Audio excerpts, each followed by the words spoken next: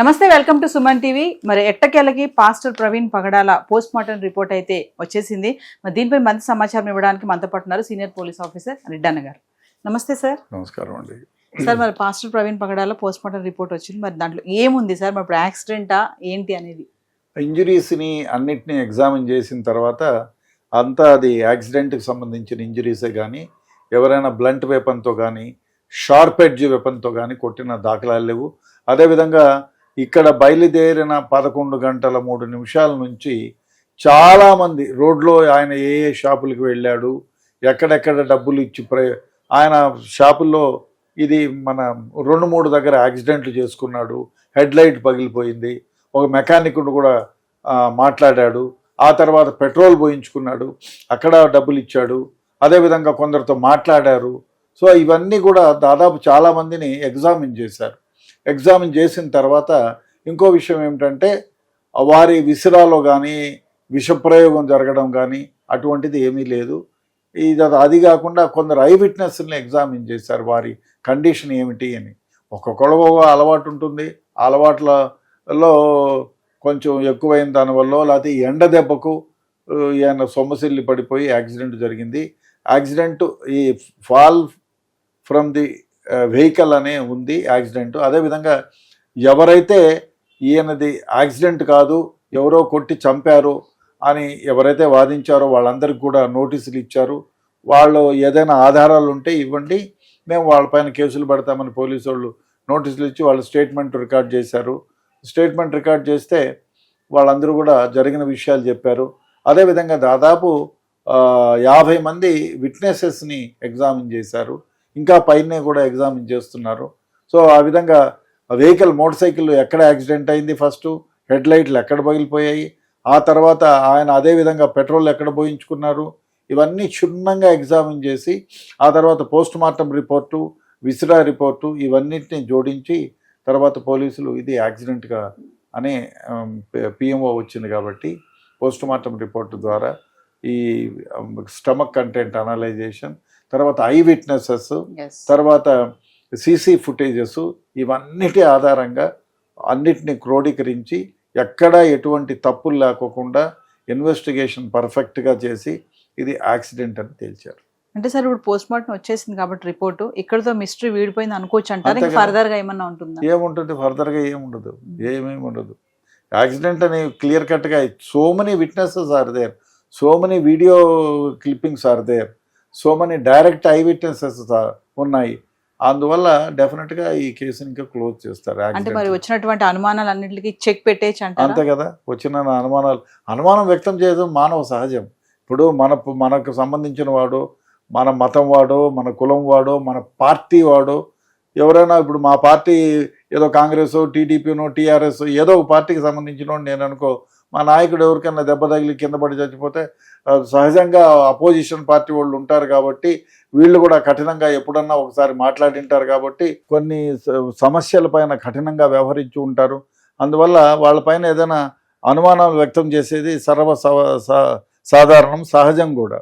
అందువల్ల పోలీసు వాళ్ళు కూడా ఈ పోస్ట్ మార్టం రిపోర్ట్ని తొందరగా అంటే క్షుణ్ణంగా ఇన్వెస్టిగేషన్ చేసి ఈ పోస్ట్ మార్టం రిపోర్ట్ను కూడా కలెక్ట్ చేసి ఈ అనాలసిస్ చేసి ఈ సీసీ ఫుటేజీలన్నీ పిలిచి, అదే కాకుండా ఎవరైతే అనుమానాన్ని వ్యక్తం చేశారో, ఎవరైతే ఆయన్ను చంపే ఉంటారు అనేటువంటి అభిప్రాయానికి వచ్చినారో వాళ్ళందరినీ పిలిపించి మీరు ఏ ఆధారంతో ఈ విధంగా చంపారని చెప్తున్నారు, మీ దగ్గర ఏమైనా ఆధారాలు ఉన్నాయా, మీకు తెలియకుండా మీ బంధువర్గంలో వాళ్ళు కానీ మీ స్నేహితులు కానీ వారి చావును గురించి ఏమైనా వ్యక్తపరిచారా అనేటువంటివన్నీ క్షుణ్ణంగా ఎగ్జామిన్ చేసి వాళ్ళ దగ్గర నుంచి రిటర్న్ స్టేట్మెంట్ కలెక్ట్ చేసి ఇటువంటి ఫౌల్ ప్లే ఏమీ లేదు అని నిర్ధారించుకున్న తర్వాత ఈ పోస్ట్ మార్టం రిపోర్ట్ను ఒకసారి చూసుకొని, అదేవిధంగా ఫారెన్సిక్ ల్యాబ్ రిపోర్ట్ను చూసేసుకొని, అదేవిధంగా ఈయన రోడ్లో వచ్చేటప్పుడు చాలామందితో మాట్లాడారు,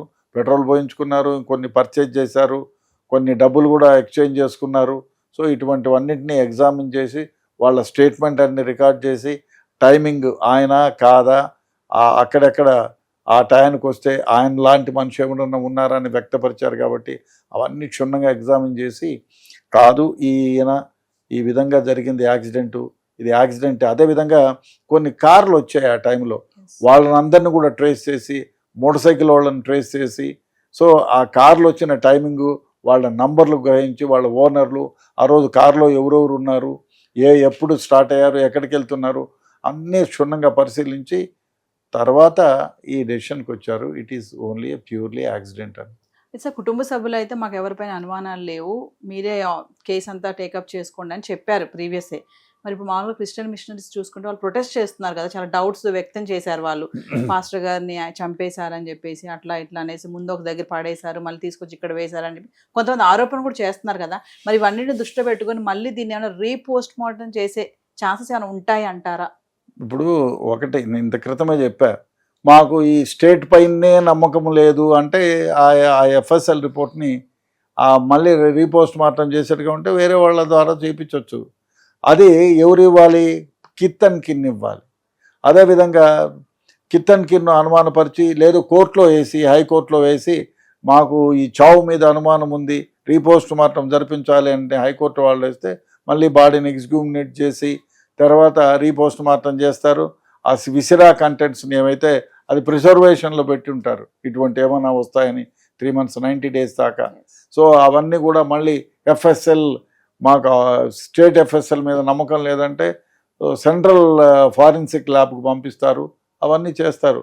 ఒకసారి వారి కుటుంబ సభ్యులు మాకు ఎటువంటి అనుమానాలు లేవు ఆయన మృతిపైన అని చెప్తే, తర్వాత ఇతర వాళ్ళ సందేహాలతో ఎవరికి అభ్యంతరాలు ఏమీ ఉండవు. ఇతర వాళ్ళు చెప్పుకునే వాళ్ళు ఈ సోషల్ మీడియా వచ్చిన తర్వాత ఇష్టానుసారంగా చెప్పుకుంటారు. సో నాకే స్నేహితుడు అయినా అనుకో పాస్టర్ గారు ప్రవీణ్ గారు, నేను కూడా అంటారు చాలా మంచి వ్యక్తి, నిన్న పోయేక ముందు రోజు నాతో మాట్లాడారు, చాలా సౌమ్యుడు, అటువంటి వాళ్ళకి ఎందుకు యాక్సిడెంట్ అయి ఉంటుంది, చాలా జాగ్రత్తగా నడిపాడు, 5 ఏళ్ళు 20 ఏళ్ళుగా నేను చూస్తున్నాను మోటార్ సైకిల్ చాలా జాగ్రత్తగా నడుపుతాడని. నాకు అనుమానం ఉంటాయి, అనుమానాలు వ్యక్తం చేయొచ్చు, అంత మాత్రం చేత ఫ్యాక్ట్ కాదు కదా. ఏది ఏమైనా ఈ ఎపిసోడ్ ఇంతటితో ముగిసిందని నేను అనుకుంటున్నాను. ఒకవేళ ఎవరైనా మరీ అనుమానం ఉంది అని ఎవరైనా చెప్తే రిపోర్ట్స్ మాత్రం ఉంటే ఉండొచ్చు, చెప్పలేము. సార్ మరి మీ ఎక్స్పీరియన్స్ చూసుకుంటే మీరున్న టైంలో ఎప్పుడైనా రీపోస్ట్ మార్టం అనే సంఘటనలు జరిగాయా సార్? చాలా సందర్భాల్లో జరిగాయి.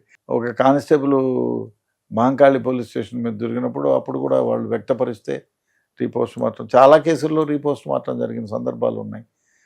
రీపోస్ట్ మార్టం ఎప్పుడు అంటే పోస్ట్ మార్టంలో అనుమానాలు ఉన్నప్పుడు, అదేవిధంగా సరిగా కండక్ట్ చేయలేదు అన్నప్పుడు. ఇప్పుడు ఇటువంటి కేసుల్లో అన్నిట్లో కూడా ముందు కాలంలో లాగా కాదు కదా, ఎగ్జామినేషను ఇటువంటి అనుమానాస్పద కేసుల్లో అంతా ఎంఆర్ఓ ఇంక్వెస్ట్ పెడతారు, పోలీసు వాళ్ళు పెట్టరు. ఆయన ఇస్ అ మ్యాజిస్ట్రేట్, ఆయన ఇంక్వెస్ట్ పెడతాడు. సో అక్కడ ఏమీ అనుమానంలో ఆ ఇంక్వెస్ట్ ప్రొసీజర్ రాసేటప్పుడు కూడా ఇన్ కెమెరా మొత్తం వీడియోగ్రఫీ చేస్తారు. అదే కాకుండా పోస్ట్ మార్టం చేసేటప్పుడు కూడా మొత్తం వీడియో తీస్తారు, ఆయన ఎక్కడెక్కడ కోసేది, ఏమేది, ఇంజురీస్ మెజర్ చేసేది అన్నీ ఉంటాయి. కాబట్టి ఇటువంటి దాంట్లో అవసరం లేదు. బట్ చాలా సందర్భాల్లో జరిగినాయి, నా హయాంలో చాలా జరిగాయి, రీపోస్ట్ మార్టం జరిగాయి. రీపోస్ట్ మార్టం జరిగాక కూడా సార్ ఏమైనా డిఫరెన్షియేషన్ ఉన్నాయా, కేసెస్లో వచ్చాయి అలాంటి? ఒక్క కేసులో, మర్డర్ కేసులో ఒక్క కేసులో మాత్రం దెర్ ఈస్ అ డిఫరెన్స్, మిగతా దాంట్లో ఎక్కడా లేదు. సార్ ఫైనల్గా ఒక క్వశ్చన్ అడుగుతాను సార్, మరి ఒకవేళ మాస్టర్ ప్రవీణ్ పగడాల గారి కేసులో రీపోస్ట్ మార్టం కనుక జరిగితే ఏమైనా డిఫరెన్షియేషన్ వచ్చే ఛాన్సెస్ ఉంటాయా అంటారా? ఉండొచ్చు అంటారా? అంటే ఇంత ఇన్ని రోజులు డిలే చేశారు కదా, యాక్సిడెంట్ అనేది చెప్పడానికి ఇంత కాలం పట్టింది కదా, ఇంత టైం పట్టింది, దగ్గర నెల అయిపోతుంది. పోస్ట్ మార్టం రిపోర్ట్ రావడానికి టైం పడుతుంది. అది విట్నెస్లు ఎగ్జామిన్ చేశారు, దాదాపు వాళ్ళు 50-60 మందిని అంటున్నారు, కానీ నాకు తెలిసి 200 మందిని ఎగ్జామిన్ చేశారు.